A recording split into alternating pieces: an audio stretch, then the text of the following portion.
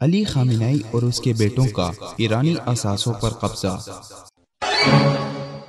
علی خامنئی نے ایرانی تخت اختیار پر بلا شرکت غیر قبضہ جما رکھا ہے۔ جیسے اس نے حکومتی خزانے پر قبضہ کر کے حکومتی پیسے پر اپنا تسلط قائم کیا ہوا ہے، جس کی مقدار $95 بلین بتائی گئی ہے، اور یہ مقدار سابق ایرانی شاہ رضا پہلوی کے تمام مال و دولت سے 3 گنا زیادہ ہے، جس کی حکومت فقر و فاقے کی وجہ سے ختم ہو گئی تھی۔ خامنئی کا دوسرا بیٹا سید مجتبیٰ جو $3 بلین کی ملکیت رکھتا ہے، جس کا اکثر پیسہ برطانیہ، شام، سوئٹزرلینڈ اور افریقی ممالک کے بینکوں میں ہے۔ اس پیسے کی کافی مقدار قیمتی زیورات، سونا چاندی وغیرہ ہیں، جس کی مقدار $300 ملین بتائی گئی ہے، اور اس نے کئی ملین ڈالرز ایرانی پیٹرول کی تجارت سے حاصل کیے ہیں، جبکہ چین اور بھارت میں اپنا پیٹرول فروخت کرتے ہوئے فی بیرل $1 چارج کرتا ہے، اور خاص طور پر ہر ایک ایرانی اسکریو ڈرائیور کے عام فروخت پر $5 سے $15 لیتا ہے۔ خامنئی کے تیسرے بیٹے کا نام مسعود ہے، جو فرانس اور برطانیہ کے تمام بینکوں میں بھاری ملکیت رکھتا ہے،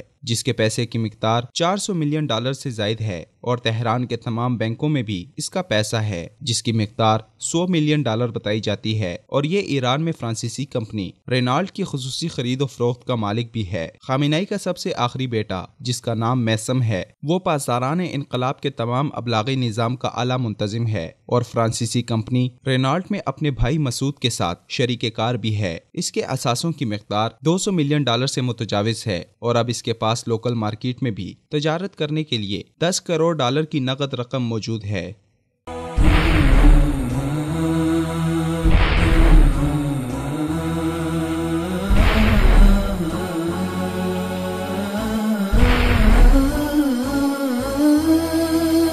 مثال اردو، سچ کا چہرہ۔